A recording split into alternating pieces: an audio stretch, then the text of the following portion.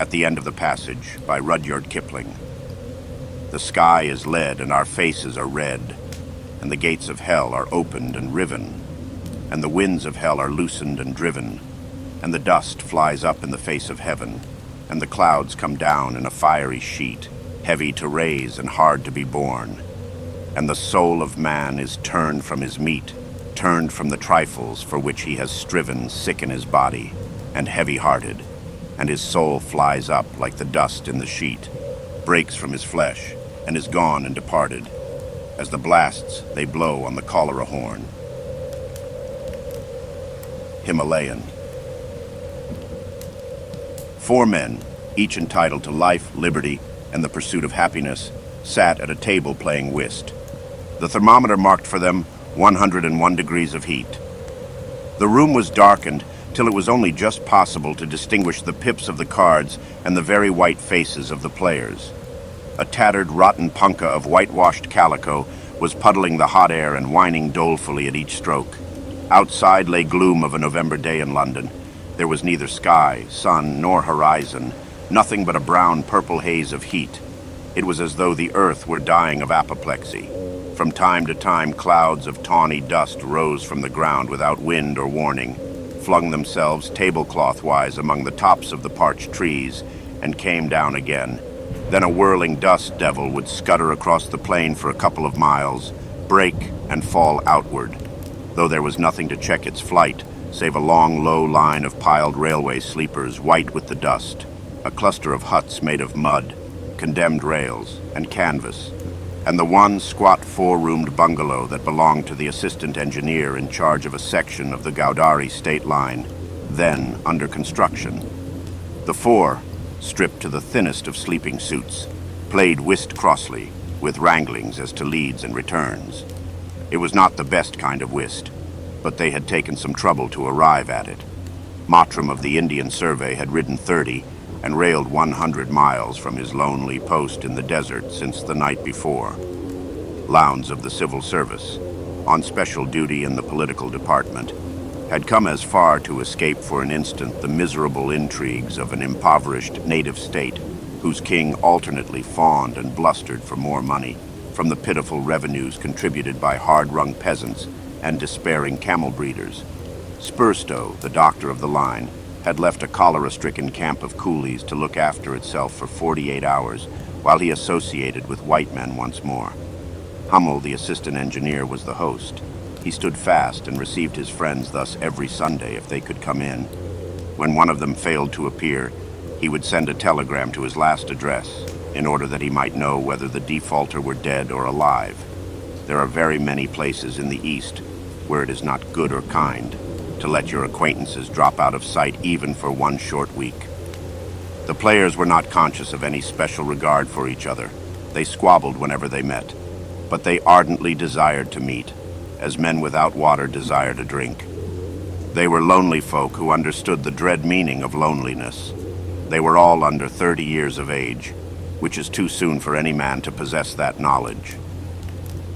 "Pilsner," said Spurstow after the second rubber, mopping his forehead. "Beer's out, I'm sorry to say, and there's hardly enough soda water for tonight," said Hummel. "What filthy bad management," Spurstow snarled. "Can't help it. I've written and wired, but the trains don't come through regularly yet. Last week the ice ran out as Lowndes knows. Glad I didn't come. I could have sent you some if I had known, though. Phew, it's too hot to go on playing bumble puppy." This with a savage scowl at Lowndes, who only laughed.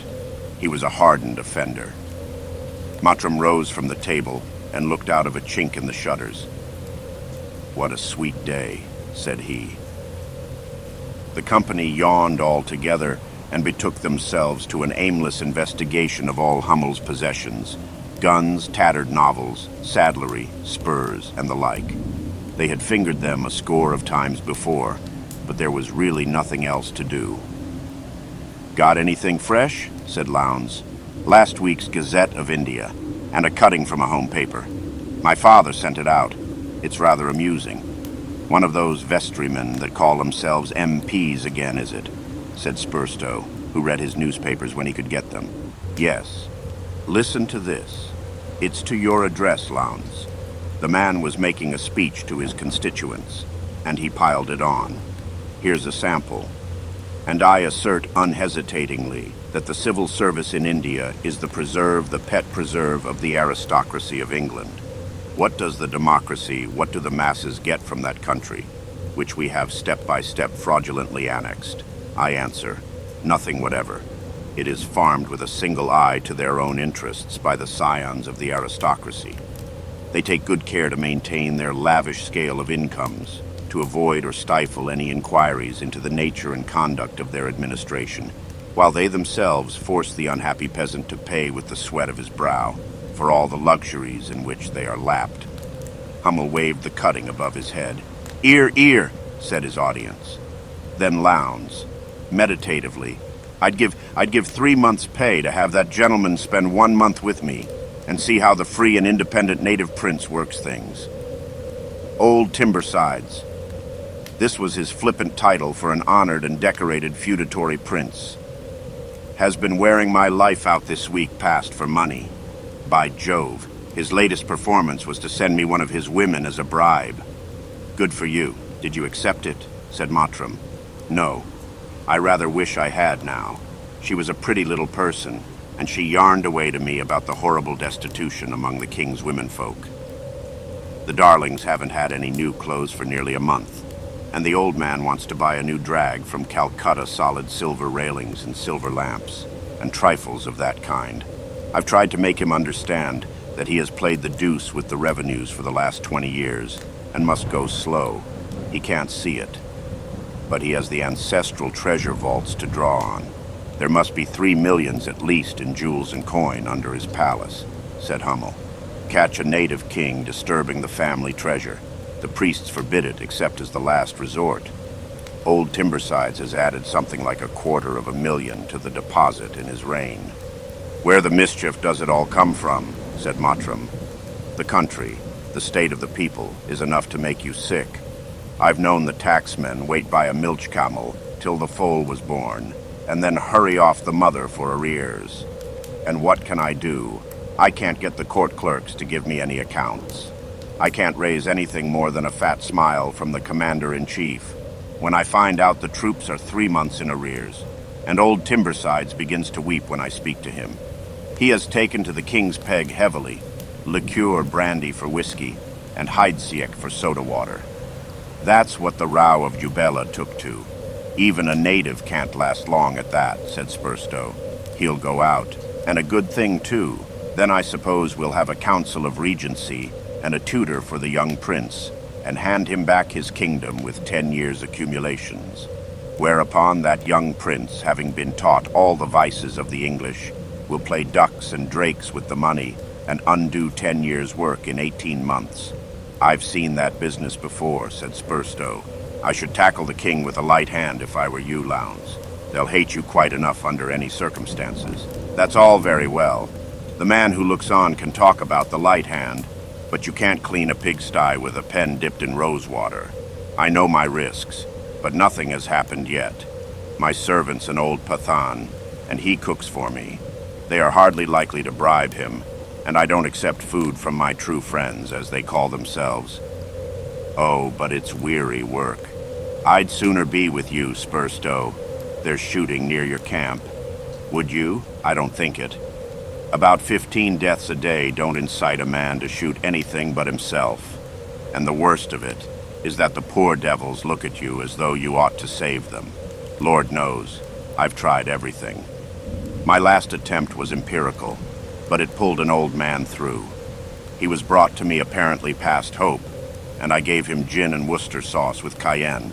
It cured him, but I don't recommend it. How do the cases run generally? Said Hummel. Very simply indeed. Chlorodyne, opium pill, chlorodyne, collapse, niter, bricks to the feet, and then the burning got. The last seems to be the only thing that stops the trouble. It's black cholera, you know. Poor devils. But I will say, little Bansi Lal, my apothecary, works like a demon. I've recommended him for promotion if he comes through it all alive. And what are your chances, old man? Said Mottram. Don't know. Don't care much. But I've sent the letter in. What are you doing with yourself generally? Sitting under a table in the tent and spitting on the sextant to keep it cool, said the man of the survey.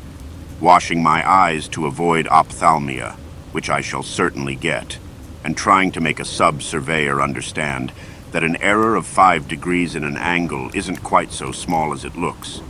I'm altogether alone, you know, and shall be till the end of the hot weather. Hummel's the lucky man, said Lowndes, flinging himself into a long chair. He has an actual roof torn as to the ceiling cloth, but still a roof over his head. He sees one train daily. He can get beer and soda water and ice-am when God is good. He has books, pictures. They were torn from the Graphic and the Society of the excellent subcontractor Jevons, besides the pleasure of receiving us weekly. Hummel smiled grimly. Yes, I'm the lucky man, I suppose. Jevons is luckier. How? Not... Yes, went out, last Monday. By his own hand, said Spurstow quickly, hinting the suspicion that was in everybody's mind. There was no cholera near Hummel's section. Even fever gives a man at least a week's grace, and sudden death generally implied self-slaughter. I judge no man this weather, said Hummel. He had a touch of the sun, I fancy, for last week, after you fellows had left, he came into the veranda and told me that he was going home to see his wife in Market Street, Liverpool, that evening. I got the apothecary in to look at him, and we tried to make him lie down. After an hour or two, he rubbed his eyes and said he believed he had had a fit. Hoped he hadn't said anything rude. Jevons had a great idea of bettering himself socially. He was very like Chuck's in his language. Well, then he went to his own bungalow and began cleaning a rifle. He told the servant that he was going to shoot buck in the morning. Naturally, he fumbled with the trigger and shot himself through the head, accidentally. The apothecary sent in a report to my chief, and Jevons is buried somewhere out there. I'd have wired to you, Spurstow, if you could have done anything. You're a queer chap, said Mottram. If you'd killed the man yourself, you couldn't have been more quiet about the business. Good Lord, what does it matter? Said Hummel calmly. I've got to do a lot of his overseeing work in addition to my own. I'm the only person that suffers. Jevons is out of it. By pure accident, of course, but out of it. The apothecary was going to write a long screed on suicide. Trust a babu to drivel when he gets the chance. Why didn't you let it go in as suicide? Said Lowndes. No direct proof. A man hasn't many privileges in his country, but he might at least be allowed to mishandle his own rifle. Besides, someday I may need a man to smother up an accident to myself. Live and let live. Die and let die. You take a pill, said Spurstow, who had been watching Hummel's white face narrowly. Take a pill, and don't be an ass. That sort of talk is skittles. Anyhow, suicide is shirking your work. If I were Job 10 times over, I should be so interested in what was going to happen next that I'd stay on and watch. Ah, I've lost that curiosity, said Hummel. Liver out of order? Said Lowndes feelingly. No, can't sleep, that's worse. By Jove it is, said Mottram. I'm that way every now and then, and the fit has to wear itself out. What do you take for it? Nothing. What's the use? I haven't had 10 minutes sleep since Friday morning. Poor chap. Spurstow, you ought to attend to this, said Mottram. Now you mention it, your eyes are rather gummy and swollen. Spurstow, still watching Hummel, laughed lightly. I'll patch him up later on. Is it too hot, do you think, to go for a ride? Where to? Said Lowndes wearily. We shall have to go away at 8, and there'll be riding enough for us then. I hate a horse when I have to use him as a necessity. Oh heavens, what is there to do? Begin whist again, at chick points. A chick is supposed to be 8 shillings, and a gold moher on the rub, said Spurstow promptly. Poker. A month's pay all round for the pool no limit, and 50 rupee raises. Somebody would be broken before we got up, said Lowndes. Can't say that it would give me any pleasure to break any man in this company, said Mottram. There isn't enough excitement in it, and it's foolish. He crossed over to the worn and battered little camp piano wreckage of a married household that had once held the bungalow and opened the case. "It's used up long ago," said Hummel. "The servants have picked it to pieces." The piano was indeed hopelessly out of order, but Mottram managed to bring the rebellious notes into a sort of agreement, and there rose from the ragged keyboard something that might once have been the ghost of a popular music hall song. The men in the long chairs turned with evident interest as Mottram banged the more lustily. "That's good," said Lowndes. "By Jove, the last time I heard that song was in '79, or thereabouts, just before I came out." "Ah," said Spurstow with pride, "I was home in '80. And he mentioned a song of the streets popular at that date. Mottram executed it roughly. Lowndes criticized and volunteered emendations. Mottram dashed into another ditty, not of the music hall character, and made as if to rise. "Sit down," said Hummel. "I didn't know that you had any music in your composition.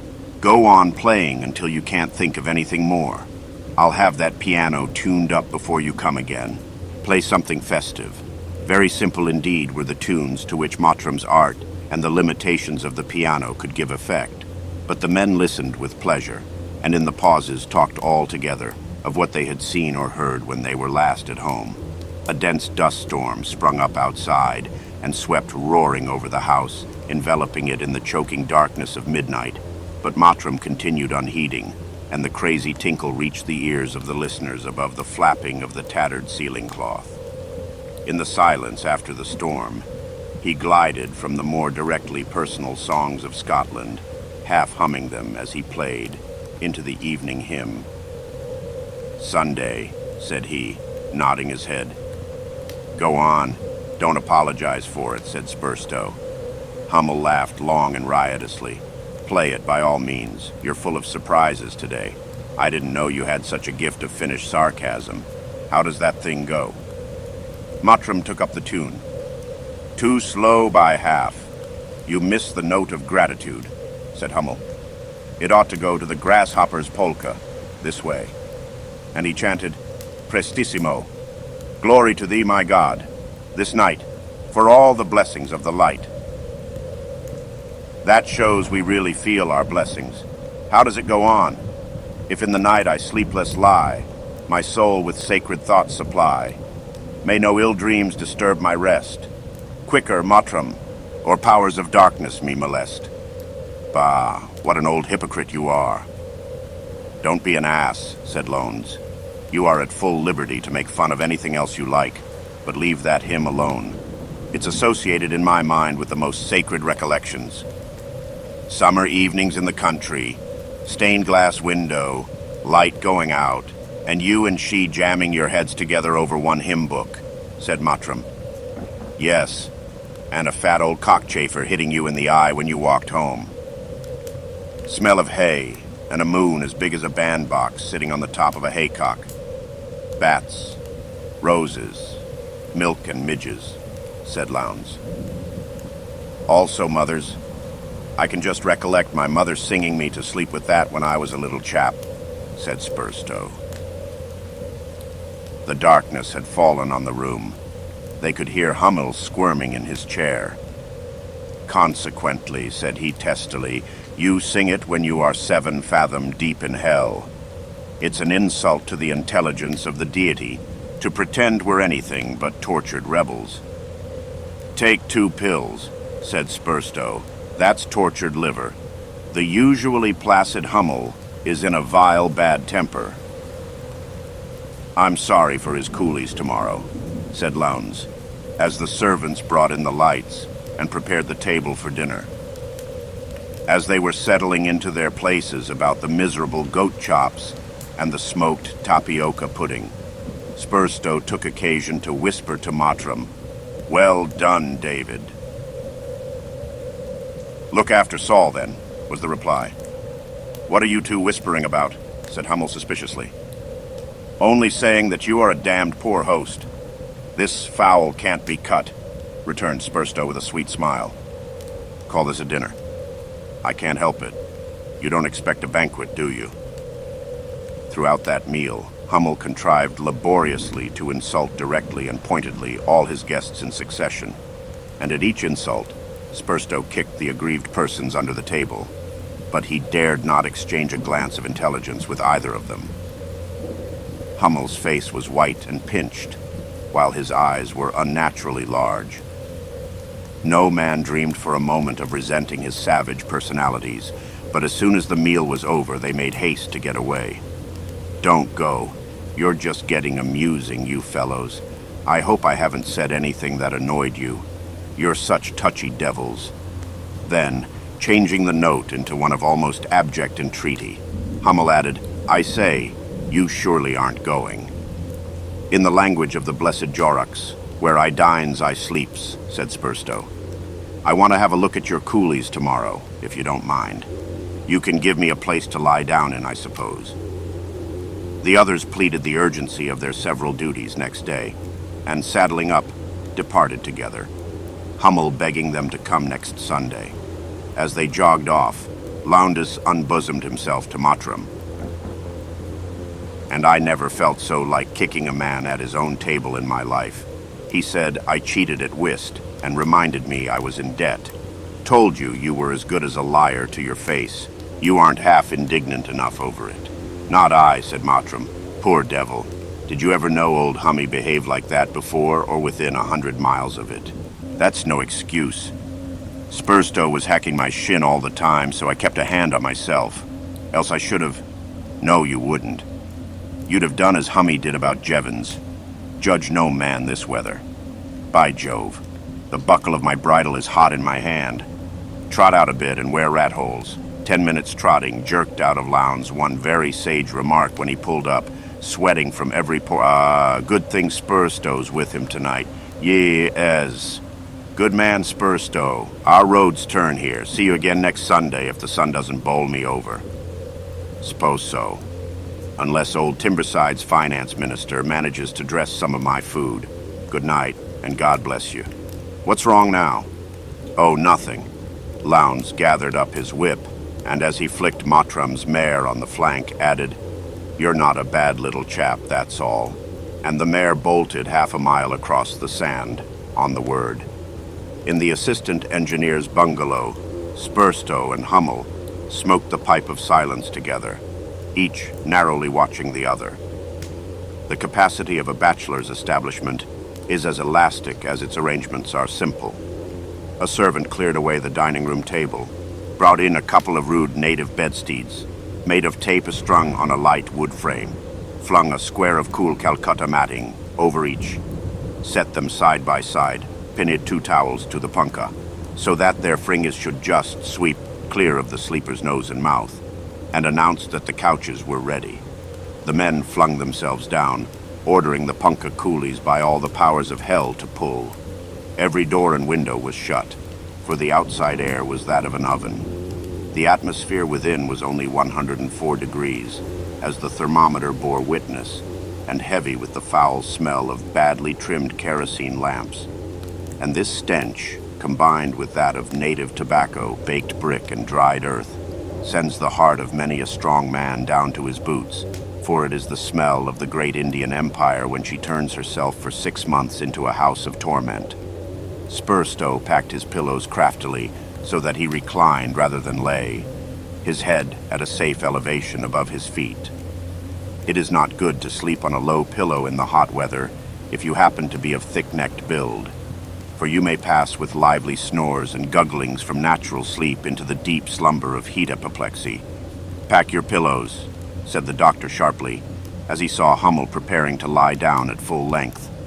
The nightlight was trimmed. The shadow of the punkah wavered across the room, and the flick of the punkah towel and the soft whine of the rope through the wall hole followed it. Then the punkah flagged, almost ceased. The sweat poured from Spurstow's brow. Should he go out and harangue the coolie? It started forward again with a savage jerk, and a pin came out of the towels. When this was replaced, a tom-tom in the coolie lines began to beat with the steady throb of a swollen artery inside some brain-fevered skull. Spurstow turned on his side and swore gently. There was no movement on Hummel's part. The man had composed himself as rigidly as a corpse, his hands clenched at his sides. The respiration was too hurried for any suspicion of sleep. Spurstow looked at the set face. The jaws were clenched, and there was a pucker round the quivering eyelids. He's holding himself as tightly as ever he can, thought Spurstow. What in the world is the matter with him? Emil. Yes, in a thick, constrained voice. Can't you get to sleep? No. Head hot, throat feeling bulgy, or how? Neither, thanks. I don't sleep much, you know. Feel pretty bad? Pretty bad, thanks. There is a tom-tom outside, isn't there? I thought it was my head at first. Oh, Spurstow, for pity's sake, give me something that will put me asleep. Sound asleep, if it's only for 6 hours. He sprang up, trembling from head to foot. I haven't been able to sleep naturally for days, and I can't stand it. I can't stand it. Poor old chap. That's no use. Give me something to make me sleep. I tell you, I'm nearly mad. I don't know what I say half my time. For 3 weeks, I've had to think and spell out every word that has come through my lips before I dared say it. Isn't that enough to drive a man mad? I can't see things correctly now, and I've lost my sense of touch. My skin aches. My skin aches. Make me sleep. Oh, Spurstow, for the love of God, make me sleep sound. It isn't enough merely to let me dream. Let me sleep. All right, old man. All right. Go slow. You aren't half as bad as you think. The floodgates of reserve once broken, Hummel was clinging to him like a frightened child. You're pinching my arm to pieces. I'll break your neck if you don't do something for me. No, I didn't mean that. Don't be angry, old fellow. He wiped the sweat off himself as he fought to regain composure. I'm a bit restless and off my oats, and perhaps you could recommend some sort of sleeping mixture, bromide of potassium, bromide of Skittles. Why didn't you tell me this before? Let go of my arm, and I'll see if there's anything in my cigarette case to suit your complaint. Spurstow hunted among his day clothes, turned up the lamp, opened a little silver cigarette case, and advanced on the expectant Hummel with the daintiest of fairy squirts. The last appeal of civilization, said he, and a thing I hate to use. Hold out your arm. Well, your sleeplessness hasn't ruined your muscle, and what a thick hide it is. Might as well inject a buffalo subcutaneously. Now in a few minutes the morphia will begin working. Lie down and wait. A smile of unalloyed and idiotic delight began to creep over Hummel's face. I think, he whispered, I think I'm going off now. Gad, it's positively heavenly. Spurstow, you must give me that case to keep you. The voice ceased as the head fell back. Not for a good deal, said Spurstow to the unconscious form. And now, my friend, sleeplessness of your kind being very apt to relax the moral fiber in little matters of life and death, I'll just take the liberty of spiking your guns. He paddled into Hummel's saddle room in his bare feet and uncased a 12-bore rifle, an express, and a revolver. Of the first, he unscrewed the nipples and hid them in the bottom of a saddlery case. Of the second, he abstracted the lever, kicking it behind a big wardrobe. The third he merely opened, and knocked the doll-head bolt of the grip up with the heel of a riding boot. That's settled, he said, as he shook the sweat off his hands. These little precautions will at least give you time to turn. You have too much sympathy with gunroom accidents. And as he rose from his knees, the thick, muffled voice of Hummel cried in the doorway, You fool. Such tones they use who speak in the lucid intervals of delirium to their friends a little before they die. Spurstow started, dropping the pistol. Hummel stood in the doorway, rocking with helpless laughter. That was awfully good of you, I'm sure, he said very slowly, feeling for his words.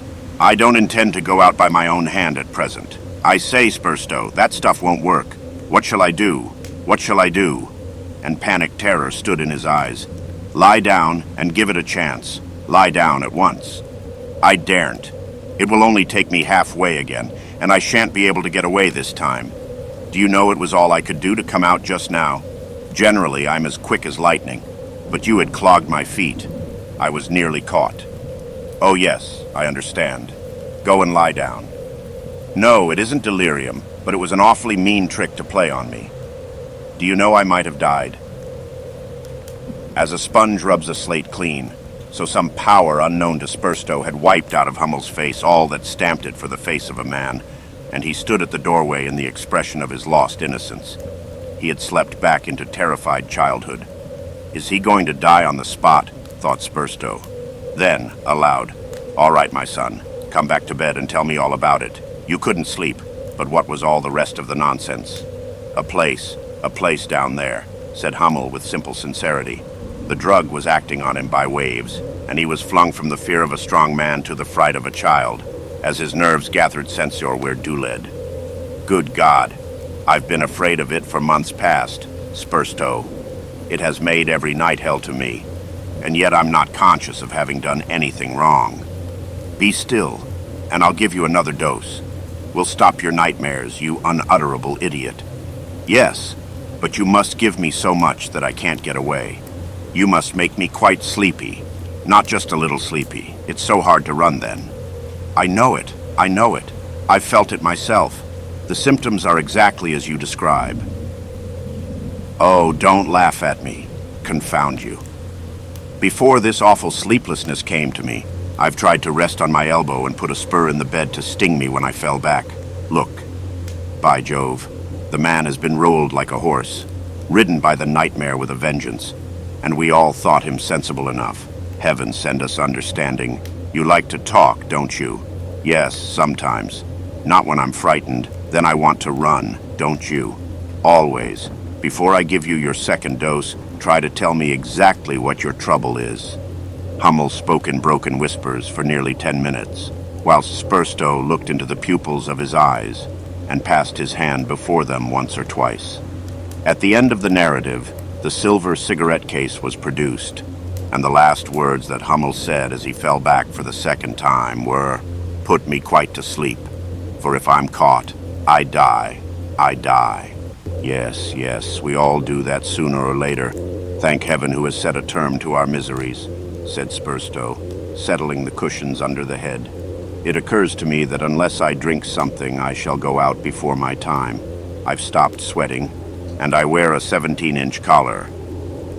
He brewed himself scalding hot tea, which is an excellent remedy against heat apoplexy if you take 3 or 4 cups of it in time. Then he watched the sleeper. A blind face that cries and can't wipe its eyes. A blind face that chases him down corridors. Decidedly, Hummel ought to go on leave as soon as possible. And sane or otherwise, he undoubtedly did Raoul himself most cruelly. Well, heaven send us understanding. At midday, Hummel rose, with an evil taste in his mouth, but an unclouded eye and a joyful heart. "I was pretty bad last night, wasn't I?" said he.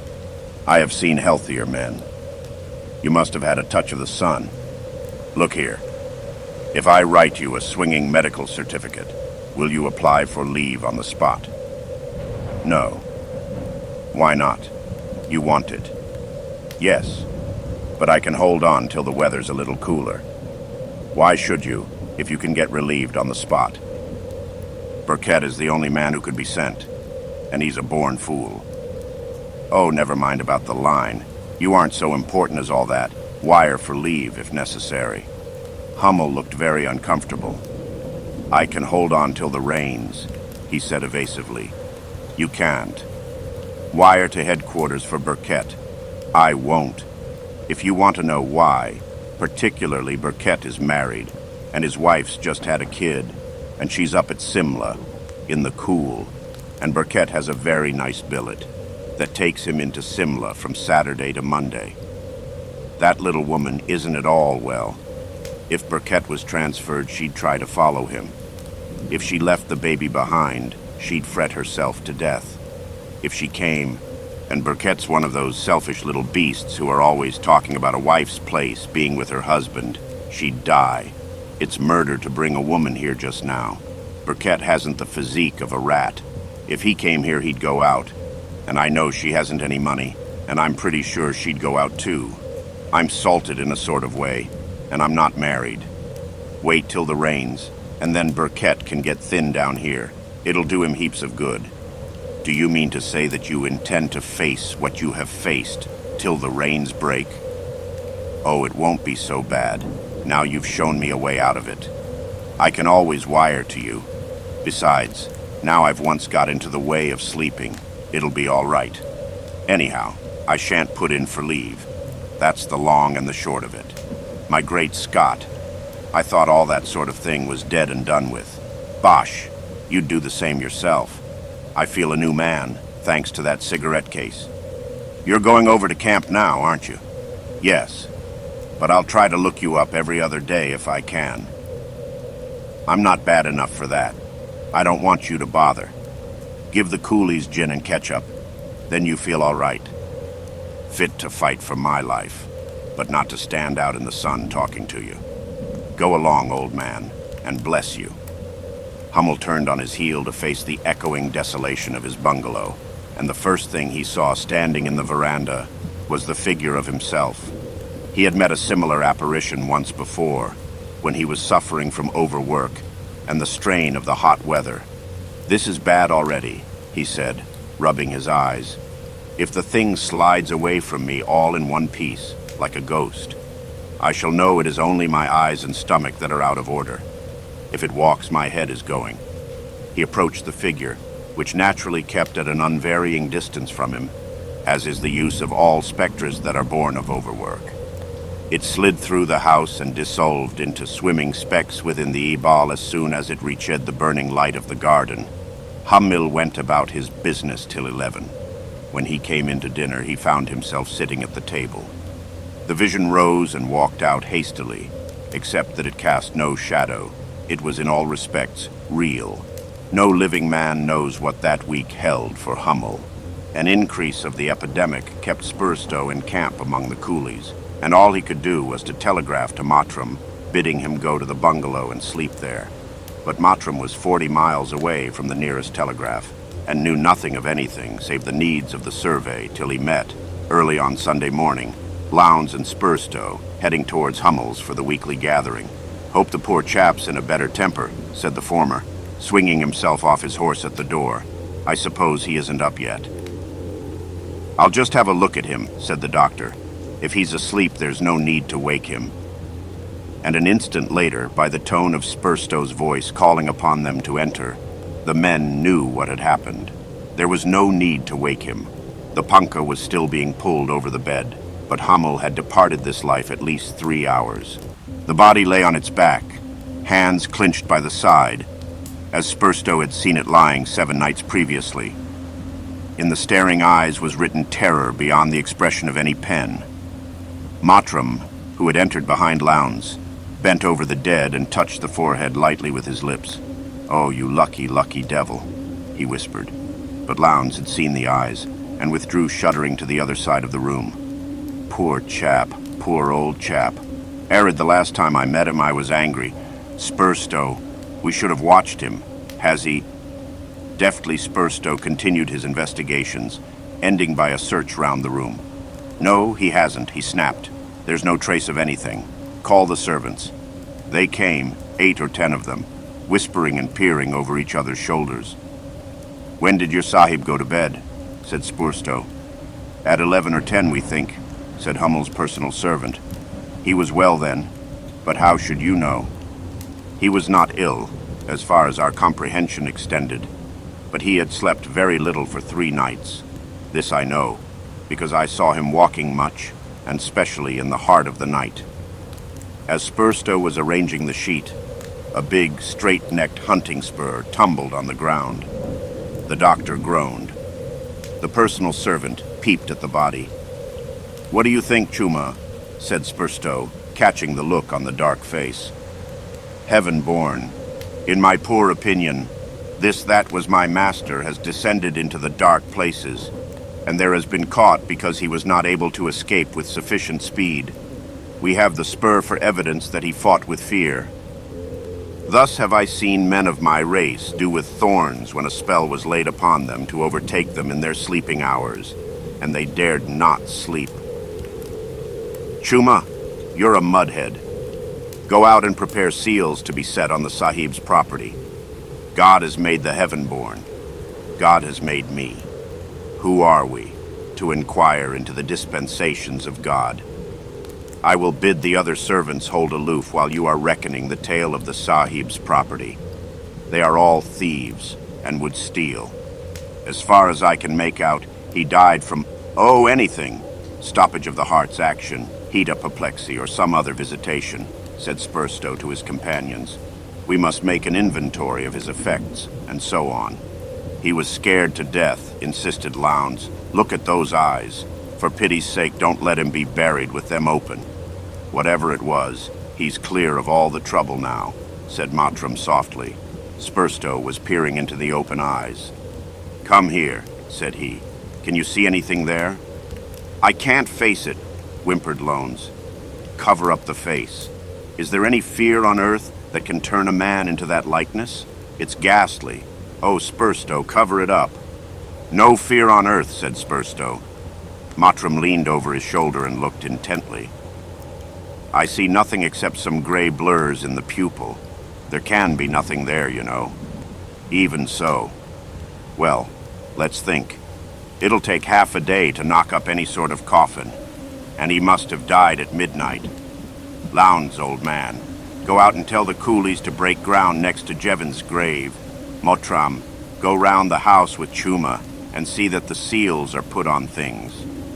Send a couple of men to me here, and I'll arrange. The strong-armed servants, when they returned to their own kind, told a strange story of the Dr. Sahib, vainly trying to call their master back to life by magic arts, to wit, the holding of a little green box that clicked to each of the dead man's eyes, and of a bewildered muttering on the part of the Dr. Sahib, who took the little green box away with him. The resonant hammering of a coffin lid is no pleasant thing to hear, but those who have experience maintain that much more terrible is the soft swish of the bed linen, the reeving and unreeving of the bed tapes, when he who has fallen by the roadside is apparelled for burial, sinking gradually as the tapes are tied over, till the swaddled shape touches the floor, and there is no protest against the indignity of hasty disposal. At the last moment, Lowndes was seized with scruples of conscience. Ought you to read the service, from beginning to end, said he to Spurstow. I intend to. You're my senior as a civilian. You can take it if you like. I didn't mean that for a moment. I only thought if we could get a chaplain from somewhere, I'm willing to ride anywhere and give poor Hummel a better chance. That's all. Bosh, said Spurstow, as he framed his lips to the tremendous words that stand at the head of the burial service. After breakfast, they smoked a pipe in silence to the memory of the dead. Then Spurstow said absently, "'Tisn't medical science." "What?" "Things in a dead man's eye." "For goodness sake, leave that horror alone," said Lowndes. "I've seen a native die of pure fright when a tiger chivied him. I know what killed Hummel." "The deuce you do? I'm going to try to see." Arid the doctor retreated into the bathroom with a Kodak camera. After a few minutes, there was the sound of something being hammered to pieces, and he emerged, very white indeed. "Have you got a picture?" said Mottram. "What does the thing look like?" It was impossible, of course. "You needn't look, Mottram. I've torn up the films. There was nothing there. It was impossible." "That," said Lowndes, very distinctly, watching the shaking hand striving to relight the pipe, "is a damned lie." Mottram laughed uneasily. "Spurstow's right," he said. "We're all in such a state now that we'd believe anything. For pity's sake, let's try to be rational." There was no further speech for a long time. The hot wind whistled without, and the dry trees sobbed. Presently the daily train, winking brass, burnished steel, and spouting steam, pulled up panting in the intense glare. "We'd better go on that," said Spurstow. "Go back to work. I've written my certificate. We can't do any more good here, and work will keep our wits together. Come on." No one moved. It is not pleasant to face railway journeys at midday in June. Spurstow gathered up his hat and whip, and turning in the doorway said, "There may be heaven, there must be hell. Meantime, there is our life here. We Neither Mottram nor Lowndes had any answer to the question.